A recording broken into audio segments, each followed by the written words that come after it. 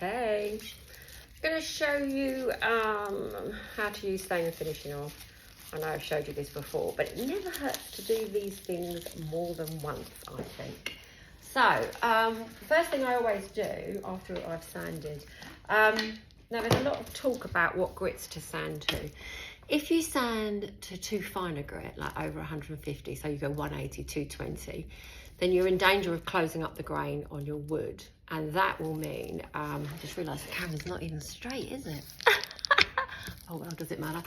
That will mean that your, stain and finishing oil won't be absorbed evenly. So I wouldn't ever go over 150, except for maybe on something like knotty pine, where if anything, it absorbs the stain too much. You might want to try and close the grain up a little bit on that.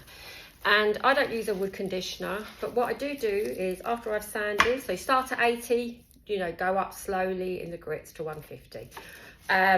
Don't sand across the grain, always up and down. Or use a stripper or do both. I can't remember what I did with these. I think I probably stripped these first with there's lots of eco strippers out there, and you would think, nah, they're not going to work. It has to be a nice, nasty chemical to make it work. But they're amazing. They're really, really good. I normally do a couple of coats, but I do probably end up sanding as well. Just gets all of it out the grain. Anyway, so what I would do, just checking that's white spirit, yeah, is I always clean as well. So clean, and this is also a really good check to see how evenly a piece of wood will take your stain. You can also use this method if you're doing a wash, except for if you're going to test like this with mineral spirits, or white spirit as we call it here. I would rinse that off because the white spirit will act as a resist to a paint wash. So now look how scary that colour is. So this is the thing people always say, oh, the stain that I've used has made my wood go orange. It actually hasn't. It's actually the natural colour of your wood. Now look at the variation in grain on this piece of furniture. It's quite unusual, really. I love that, but these are, and then this fourth one over here is quite grainy as well, and I numbered them. So I like to just do this just to give it a little check that I haven't missed a bit. It does sometimes show up your sanding squiggles, not always, I have found. Sometimes your stain will love to sit in a sanding squiggle, and a sanding squiggle is basically caused by using your sander too fast, or if it's dirty. So if you've got kind of a bit of a gunk on the bottom of your sanding pad, that will often create what we call sanding squiggles, or I think some people call them pigtails, not sure. Anyway, I like putting on a coat of this, like I say, to check, but also I use this as like a slip coat. So people often talk about wood conditioners. Wood conditioner is basically like a clear stain and finishing oil. So all you're doing is putting a coat of something down that's going to stop your stain being absorbed too rapidly. So again, that might be something I would use on pine. I wouldn't use it on anything else though, because I just don't think it is any benefit. But I am going to use Ebony, and Ebony is quite scary because it's black. But I really want this grain to shine. So I'm going to put it on over this, so that it doesn't grab the grain too far, to stain too fast. And also so I'm going to wipe it back straight away. So although the instructions are, put it on, leave it 10 minutes, you don't have to. If you're scared, wipe it off. You can always go back and put another coat in. Anyway, right, so here's my Ebony. And this is quite an old can, as you can see, and there was quite a lot of stuff at the bottom. So always make sure to give it a really, really good stir, so that you incorporate all the ingredients. Okay, so I think that's okay. Now, these are brilliant for putting on stain and finishing oil, but that's my last packet and I don't want to use them. But what I'm going to do, you can just use a sponge or rag, but these are brilliant because they just, you've got a lot of product. You can smooth it off evenly. I messed up one of these tough coat sponges. I don't know what I've done. I left it on there and it's dried and it's gone all hard. I've cleaned it. I can't get it off. So you know what I'm going to do? I'm going to use that side. See? It's all about being economical. So you can pour the stain and finishing oil on, but because it's black, I'm a bit scared to do that. So I'm actually just going to put some on my sponge and wow, see what I mean about how dark that is. Okay, I'm going to get as much, I'm going to try and get this on evenly on all of them at the same time. And so you want to kind of make sure you've worked it well into the grain. This one's got 10 times more on than anyone else. And I'm not worrying too much about getting to the edges. I'm actually thinking of painting the edges of these drawers black. I don't know why, I just fancy it. This is out of a bureau that I've been working on.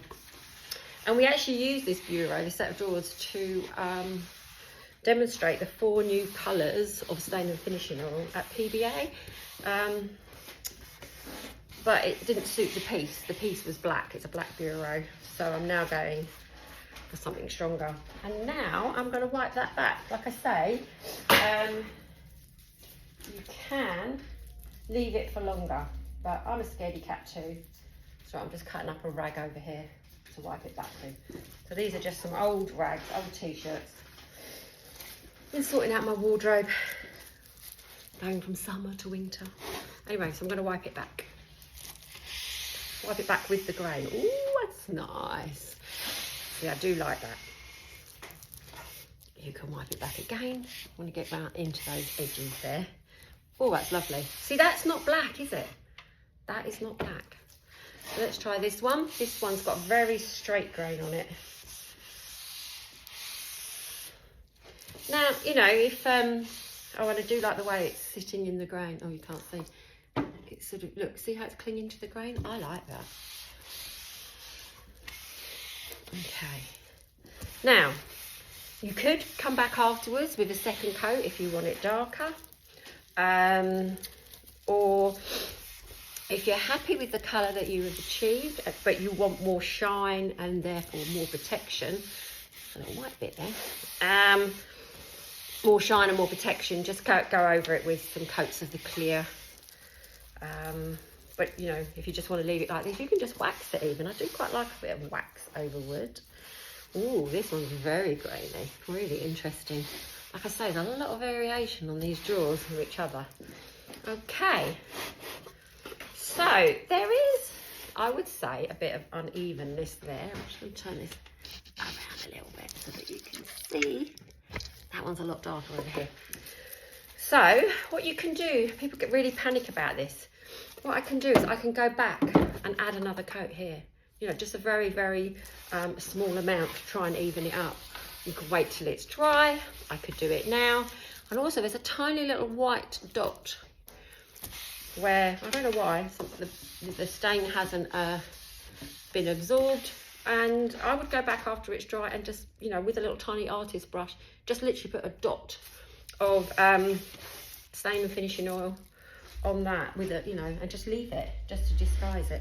I'm actually going to do it now. I'm going to add a little bit more to this one because, like I said, I didn't leave it the 10 minutes that you're meant to, and a tiny bit to this one.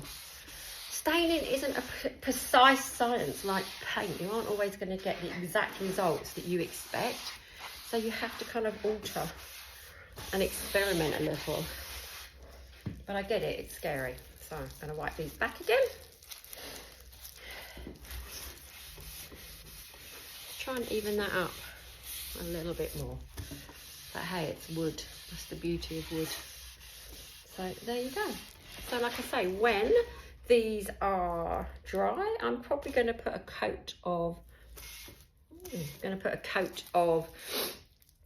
clear SFO on it, just to give it a little bit more protection and a little bit more sheen, although I do quite like the matteness. And then I probably would put like I said, I just like a bit of wax. I'm into wax again lately. And then I'm going to go around and paint the edges of the drawers black. Don't ask me why, I just am. So there you go, it's as simple as that. And if you do this and you think it's too strong and you want to take some off, again, you can go back in with some mineral spirits, white spirits, and try and take off some of the colour. That's the other option that you can do. Sand a little bit when it's dry. That will help bring the grain back up again. So you could just experiment, you know, don't be frightened of stain and finishing oil or any staining product or a wash. You know, they can, to a certain extent, be undone. So, there you go. Simple as that. One thing I forgot to say, wear gloves. I'm very precious about my nails. I'm not really worried about that. It gets right down in your nail beds otherwise, so always wear gloves.